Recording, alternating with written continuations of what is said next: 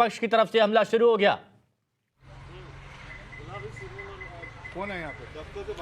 बिल्कुल Himanshu, the Kashmir files की सफलता के बाद विवेक अग्निहोत्री ने ये कहा है कि अब वो द दिल्ली फाइल्स बनाएंगे और इस पूरे मामले को लेकर विपक्ष खासतौर पर कांग्रेस पार्टी हमलावर है। भारतीय जनता पार्टी के वरिष्ठ नेता आरपी सिंह जी हमारे साथ हैं।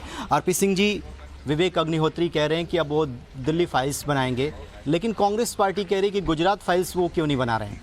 देखिए, यही कांग्रेस की दिक्कत है, क्योंकि कांग्रेस खुद लिप्त है 1984 में, और कांग्रेस ये नहीं बताती कि कार्नेज, मैसेकर और दंगों में क्या फ़र्क है।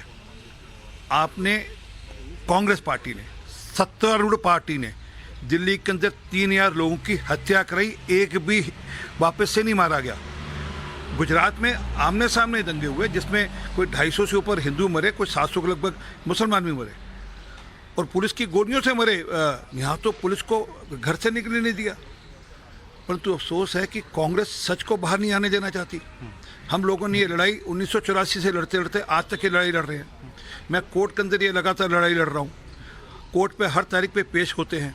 हम लोगों ने कोर्ट से कह के निवेदन कर कर एक कमीशन उठवाया, ढींगरा कमेटी भी उठवाई। ढींगरा कमेटी की रिपोर्ट आ गई, आज तक वो ढींगरा कमेटी की रिपोर्ट पे एक्शन टेकन नहीं हो रहा, क्योंकि ढींगरा कमेटी ने स्पष्ट कहा कि उस समय के पॉलिटिशियंस, उस समय का एडमिनिस्ट्रेशन, एक मिनट, समय की पुलिस इन्वॉल्व है इसमें, और इसके पीछे एक इनविजिबल हैंड है। हम कहने भैया इनविजिबल हैंड को जरा पब्लिक कर दीजिए। सबको पता है इनविजिबल हैंड कौन है, किसका हाथ था। राजीव गांधी, अरुण नेहरू, कमलनाथ, ये सब लोग इन्वॉल्व थे।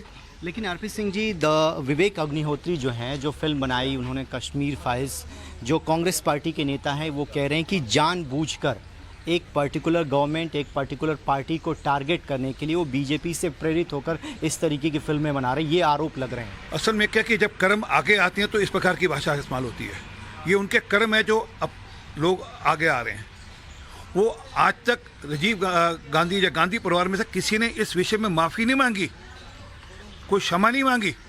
ये नहीं कहा कि हमसे गलती हुई थी, ना राहुल गांधी ने, ना सोनिया गांधी ने, ना राजीव गांधी ने। उल्टा ये कहा था जब बड़ा पेड़ गिरता है तो धरती हिलती है। तो भैया आपने धरती हिलाई है, अब हमको मौका मिल रहा है, हम भी थोड़ा कुछ हिलाएंगे। परंतु अफसोस ये है कि इस षड्यंत्र के पीछे, मैं 84 कोई ये नहीं कि कोई इंदिरा गांधी की हत्या के कारण से हो गया, वो पूरा सोचा समझा षड्यंत्र था जिसको लागू किया गया। उसके पीछे जो लोग इन्वॉल्व थे उसमें खूब मटीरियल इन्वॉल्व है, मिलता है।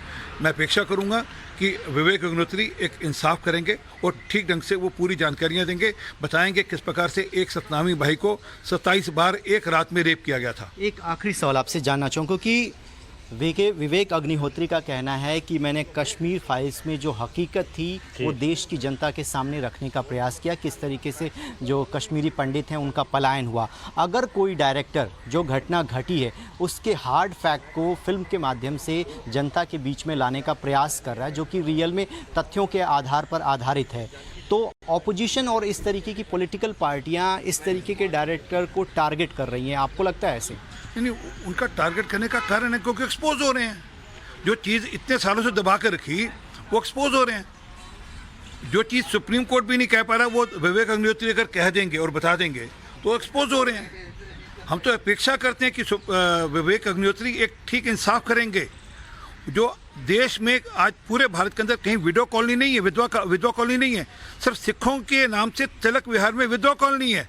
अब वे सोच सकते हैं यहाँ पर लगभग 1000 विधवाएं उस एक कॉलोनी में रहती हैं, तो जरा उन विधवाओं की व्यथा दुनिया तक जाए, पता लगे उनके बच्चों के साथ, उनके पति के साथ, उनके घर वालों के साथ किस प्रकार टायर डालकर कांग्रेस के लोगों ने चिन्हित कर जलाया था। ये जानकारी मिलनी चाहिए। तो हिमांशु, आपने सुना कि आरपी सिंह जी ये कह रहे हैं कि अगर कोई डायरेक्टर किसी हार्ड फैक्ट के आधार पर फिल्म बना रहा है तो उसको इस तरीके से अपोजिशन के लोग क्रिटिसाइज इसलिए कर रहे हैं ताकि उनका जो असली चेहरा है वो जनता तक पहुंच जाएगा। रवि, आप हमारे साथ बने रहे। अमित कुमार भी हमारे सहयोगी हमारे साथ इस वक्त बने हुए हैं। अमित, अब एक नया विवाद शुरू हो गया है। विपक्ष अभी से आरोप लगाने लगा है कि प्रोपेगेंडा फैलाने की कोशिश है। आप गुजरात की बात नहीं करते हैं, बीजेपी को फायदा पहुंचाने की कोशिश है।